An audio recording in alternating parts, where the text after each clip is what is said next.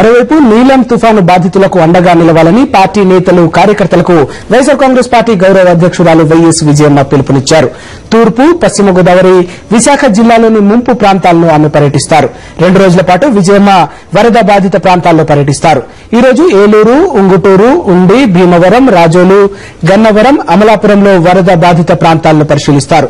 రేపు ముమ్మిడివరం, తుని, పాయకరావుపేట, అనకాపల్లి, విశాఖపట్నంలో పర్యటిస్తారు. వర్షాలు, వరదల వల్ల నష్టపోయిన మిగిలిన ప్రాంతాల్లోనూ త్వరలోనే విజయమ్మ పర్యటన ఉంటుందని వైఎస్ఆర్ కాంగ్రెస్ పార్టీ తెలిపింది. ముంపు బాధిత ప్రాంతాల పర్యటనలో భాగంగా వైఎస్ విజయమ్మ కొయ్యగూరపాడుకు చేరుకున్నారు. అక్కడ బాధితులను విజయమ్మ పరామర్శించారు. పూర్తి వివరాలు మా కరెస్పాండెంట్ వినాయక్ అడిగి తెలుసుకుందాం. వినాయక్, ఈ రోజు వైఎస్ విజయమ్మ గారు ఏ ప్రాంతాల్లో పర్యటించనున్నారు?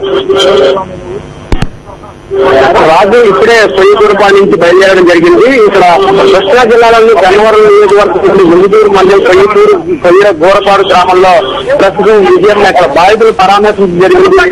పూర్తి స్థాయిలో భరోసా ఇవ్వడం జరిగింది. వైఎస్ఆర్ పార్టీ తరఫు నుంచి అండదండలు అందిస్తామని కూడా చెప్పడం జరిగింది. ఇక్కడ రైతులు పూర్తిగా తాము నష్టపోయిన విధానాన్ని సీఎం వివరించడం జరిగింది.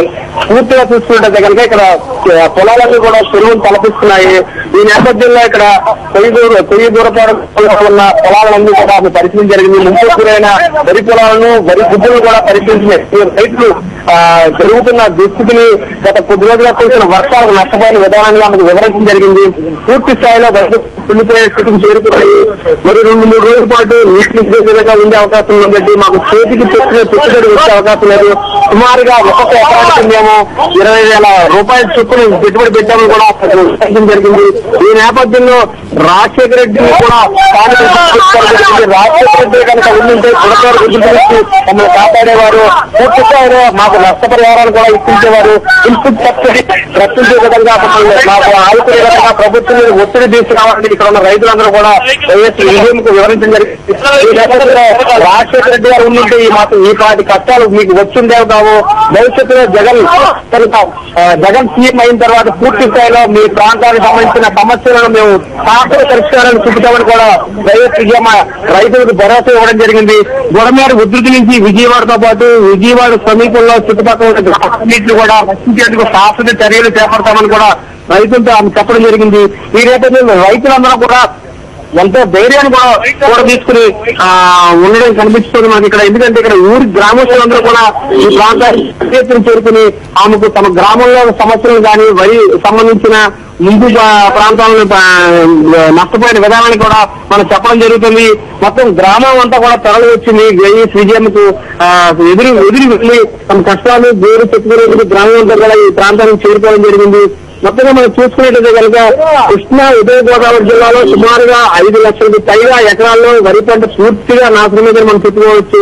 ఇక్కడ కృష్ణా సుమారు 1 లక్షలకు పైగా ఎకరాలు పూర్తిగా నీట మునిగాయి. పశ్చిమ గోదావరి జిల్లాలో 2.37 లక్షల ఎకరాల్లో వరి పంట పూర్తిగా మునగడం జరిగింది.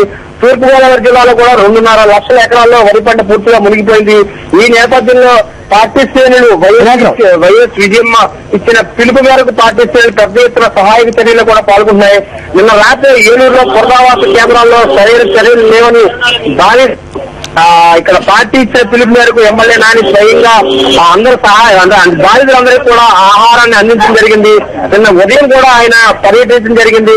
పూర్తి స్థాయిలో సహాయ చర్యలు చేపట్టడం లేదు. బాధితులకి ఆహారం కానీ, మంచినీరు కానీ, అదేవిధంగా మందులు కానీ సరిపడా లేవు.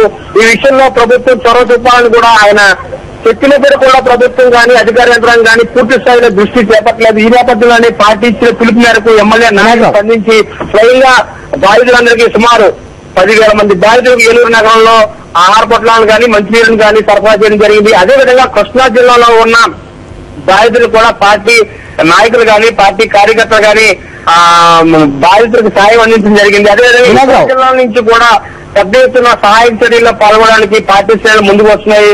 మరోవైపున పశ్చిమ గోదావరి కానీ, తూర్పు గోదావరి జిల్లాలో కానీ చూసుకుంటే కనుక కాలువలు కానీ, అదేవిధంగా నదులు కానీ పొంగిపొరులుతున్నాయి. ఈ నేపథ్యంలో అక్కడ ప్రమాదకరమైన పరిస్థితులు ఇంకా పూర్తి స్థాయిలో తొలగిపోలేదు. ప్రస్తుతానికి అల్పపీడన ప్రభావం ఇంకా కొనసాగుతూనే ఉందని చెప్పి అధికారులు చెప్తున్నారు. ఈ నేపథ్యంలో మరో 24 గంటల పాటు అప్రమత్తంగా ఉండాలని ప్రజలు హెచ్చరిస్తున్నారు. ప్రస్తుతానికైతే వర్షం భారీగా తగ్గింది, వర్షం అయితే పడట్లేదు. కానీ మరో 24 గంటల పాటు అల్పపీడన ప్రభావం ఉంటుందని చెప్తుండటంతో అధికారులతో పాటు ప్రజలు కూడా అప్రమత్తంగా ఉండాల్సిన పరిస్థితి ఏర్పడింది. ఇక్కడ ప్రస్తుతం రైట్ వినాయకరావు, థ్యాంక్ యూ వివరాలు అందించినందుకు.